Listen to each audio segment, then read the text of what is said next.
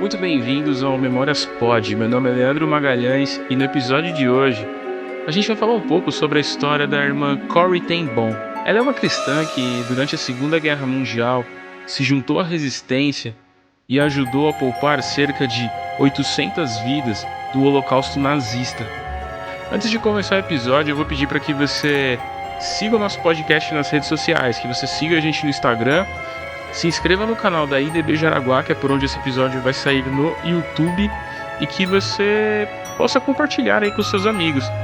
Quero mandar um abraço especial aqui para a audiência da Bélgica e dos Estados Unidos. Descobri que temos ouvintes internacionais, então muito obrigado aí pela sua audiência.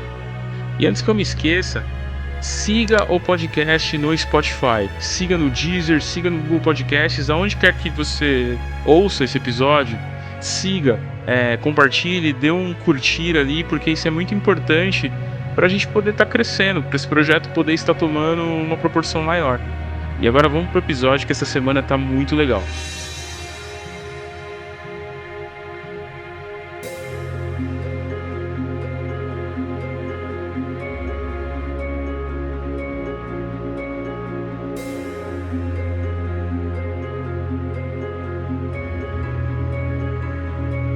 Cornélia Arnolda Johanna ten Boom, conhecida como Corrie ten Boom, nasceu em 15 de abril de 1892 em Amsterdã, na Holanda.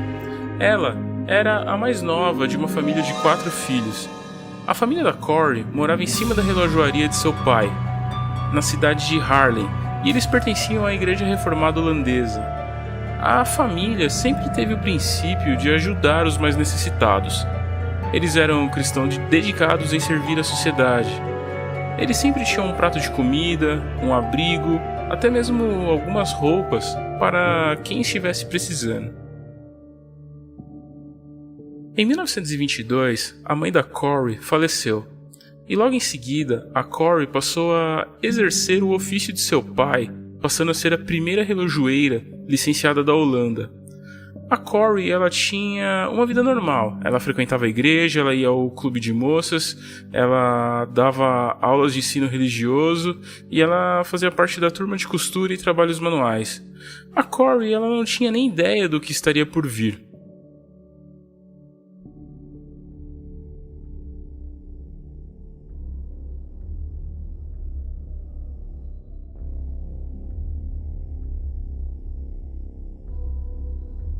Já haviam rumores que a Holanda poderia ser atacada pelo exército alemão.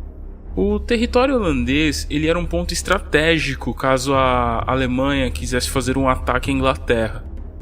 Em 1939, o governo nazista emitiu um documento que ele reconhecia a neutralidade da Holanda. Mas em 1940, o documento ele foi totalmente ignorado e a invasão aconteceu em 10 de maio de 1940. Nesse mesmo dia, o exército alemão já marchava em território holandês. Os nazistas eles bombardearam o país com cerca de 97 toneladas de explosivo. No dia seguinte, o governo holandês se rendeu à Alemanha. A Holanda foi uma das regiões mais afetadas pela política de extermínio de judeus. Dos 140 mil judeus que viviam na Holanda, cerca de 100 mil foram mortos. A ocupação da Holanda pelos nazistas causou uma divisão. De um lado, a gente tinha cerca de 100 mil pessoas que integraram o partido nazista holandês. 20 mil dessas pessoas eles serviram de forma voluntária ao exército nazista. Do outro lado, formaram-se as células de resistência. As células eram compostas por membros de igrejas e os antigos membros do Partido Comunista. E aqui, nesse momento, é muito importante abrir um parênteses para poder explicar que a Corrie ter escolhido o lado da resistência é um fator importante aqui, porque o antissemitismo na Europa nesse período ele era uma crescente, ele era uma realidade. E é importante pontuar aqui que boa parte da igreja europeia aderiu ao nazismo nessa época, então não foi uma decisão fácil. E a reflexão que fica aqui nesse momento é que talvez nem sempre o lado da maioria é o lado certo. A maioria estava escolhendo o lado da injustiça. A maioria havia simplesmente aceitado o que era absurdo.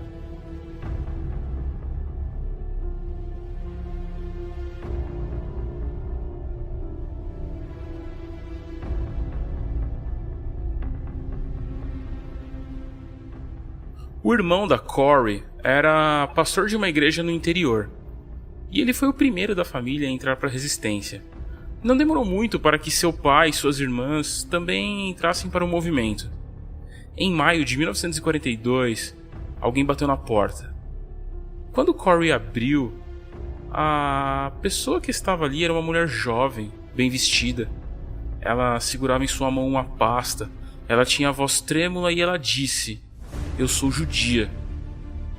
Ela disse que seu marido já havia sido preso e seu filho estava escondido em algum lugar que ela não sabia onde era.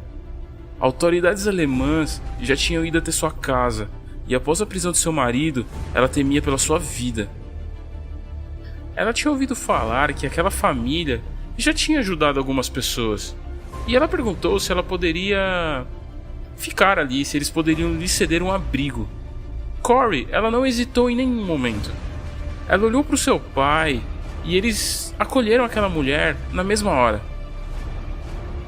Aquela mulher estava tão assustada que ela nem acreditava que o que estava acontecendo era real. O pai da Corey olhou para ela e disse: "Eu acredito que você pertence ao povo escolhido. O povo de Deus sempre será bem-vindo na minha casa." É assim que começa a história do refúgio secreto. Aquela família passou a receber inúmeras pessoas, sendo eles judeus ou membros da resistência, fugindo da Gestapo.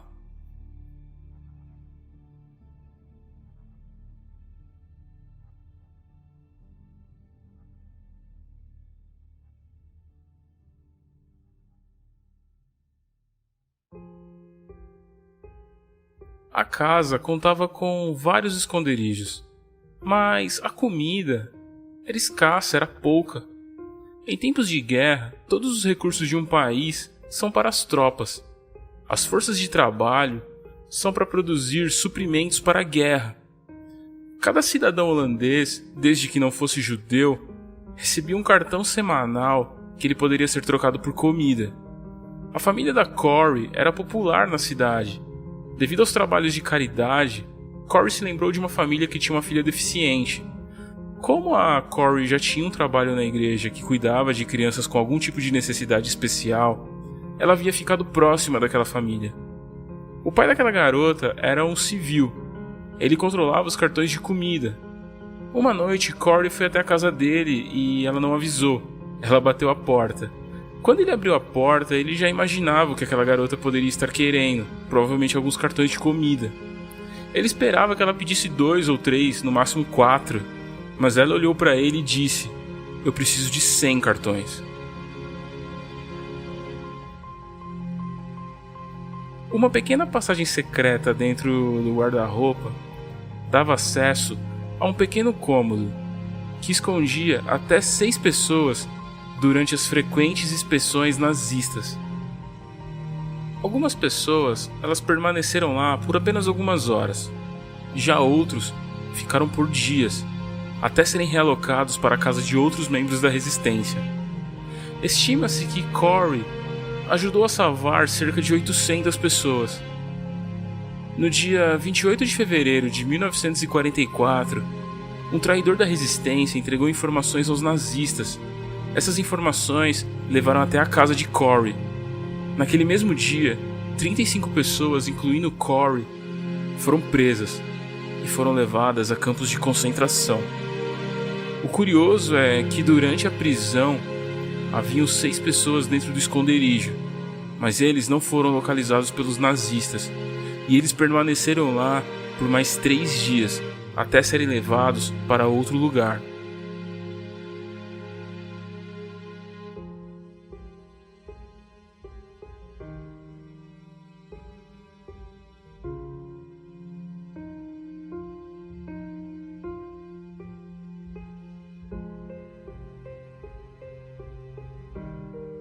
Casper Bohn, que era o pai da família, morreu 10 dias após a prisão. como um prisioneiro. Corey e sua irmã Betsy passaram por 3 prisões num período de 10 meses e, em seguida, foram enviadas ao campo de concentração de Ravensbrück. O campo de concentração de Ravensbrück ele fica localizado a 90 km da capital de Berlim. No início do campo, ele oferecia condições higiênicas, mas ele já tinha punições severas e trabalho escravo. Mas com o avanço da guerra e o excesso de prisioneiros, as condições passaram a ser cada vez mais desumanas. Durante sua existência, cerca de 132 mil mulheres, junto com seus filhos, passaram por Ravensbrück. Estimam-se que 92 mil foram vítimas de fome e execuções. A vida dentro do campo de concentração era insuportável, mas Corey e sua irmã, elas não deixaram de compartilhar a palavra de Deus. Elas compartilharam esperança, onde não havia esperança. Elas falaram de vida em meio a uma névoa de cinzas. O campo de concentração de Ravensbrück era um campo reservado somente a mulheres, e a maioria não era judia. Havia prisioneiras políticas, ciganas, doentes mentais, enfim, pessoas que o regime nazista considerava como pessoas inúteis. E quando eu falo aqui que elas estavam pregando a palavra de Deus debaixo de uma névoa de cinzas, não é uma figura de linguagem. Naquele lugar elas falavam do amor de Deus, elas falavam sobre a esperança que é Jesus, enquanto suas companheiras estavam sendo mortas em câmaras de gás e queimadas em crematórios.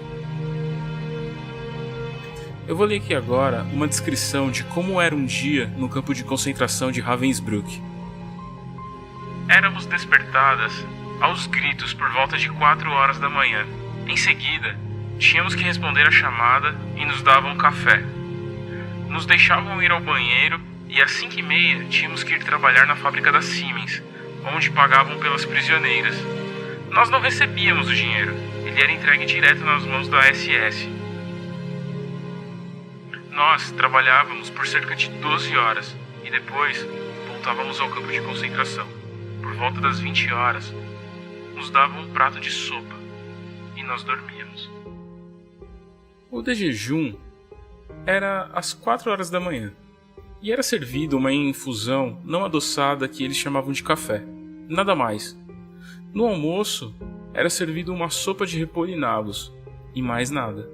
Nenhuma carne, nenhuma gordura. Apenas água e areia.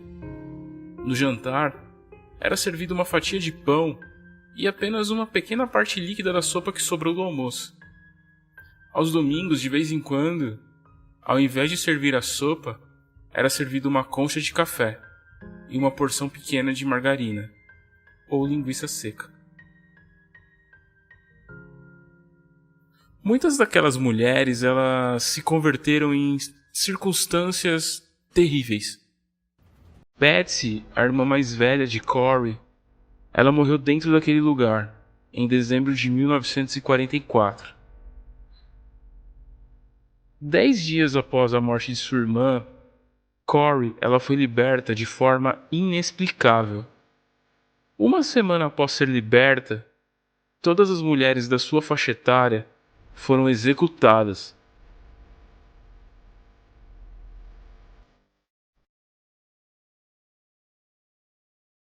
Os ensinamentos da Corey foram focados no evangelho cristão.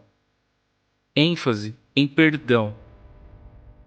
Em seu livro Trump for the Lord, ela narra a história como, após estar ensinando na Alemanha em 1947, ela se aproximou de um dos cruéis guardas de Ravensbrück. Ela estava relutante em perdoá-lo, mas ela orou para conseguir fazer isso. E ela escreveu: "Por um longo momento, nós tocamos nossas mãos. o ex-guarda e a ex-prisioneira. Eu jamais havia conhecido o amor de Deus tão intensamente quanto naquele dia. Na mesma passagem, ela escreve também que, em sua experiência do pós-guerra com outras vítimas da brutalidade nazista, aqueles mais capazes de perdoar foram os que mais facilmente conseguiram reconstruir as suas vidas. Como ela sempre dizia, Deus não tem problemas. Ele tem somente planos. Após a guerra, a Corrie ela voltou para a Holanda. Ela fundou centros de reabilitação para receber os sobreviventes do Holocausto. Ela recebeu a honraria de Heroína de Guerra da Rainha da Holanda. Após isso, ela percorreu mais de 60 países, contando seu testemunho e proclamando o amor de Deus. Em 1968, Corrie plantou uma árvore na Avenida dos Justos entre as Nações, a pedido do Museu do Holocausto situado em Jerusalém. A árvore simbolizava uma homenagem à vida dos judeus que foram salvas pelos membros da resistência. Na década de 70, seu livro Refúgio Secreto tornou-se um best-seller. O livro conta toda a história de como a família cristã se juntou à resistência para poder salvar a vida dos oprimidos. Em 1977, aos 85 anos, ela se mudou para a Califórnia, nos Estados Unidos. Ela morreu no dia de seu aniversário, em 15 de abril de 1983.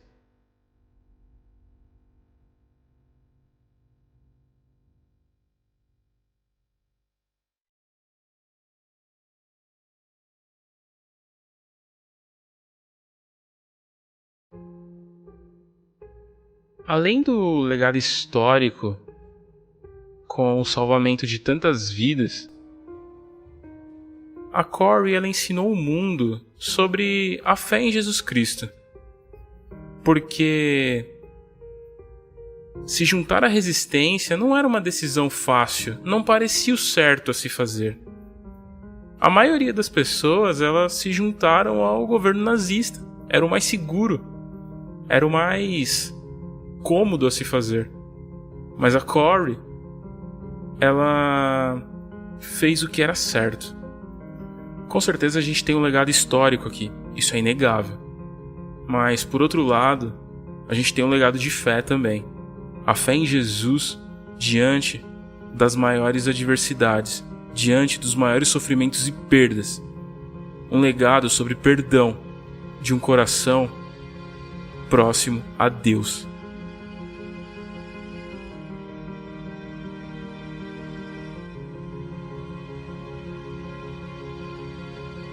É isso aí, galera, esse foi mais um episódio do Memórias Pod, eu espero que vocês tenham gostado. No episódio de hoje a gente falou um pouco sobre a história da irmã Corrie. Se você quiser entrar em contato com a gente, é só mandar um e-mail pro projetomemoriaspod@gmail.com. Deus abençoe sua vida. Tchau.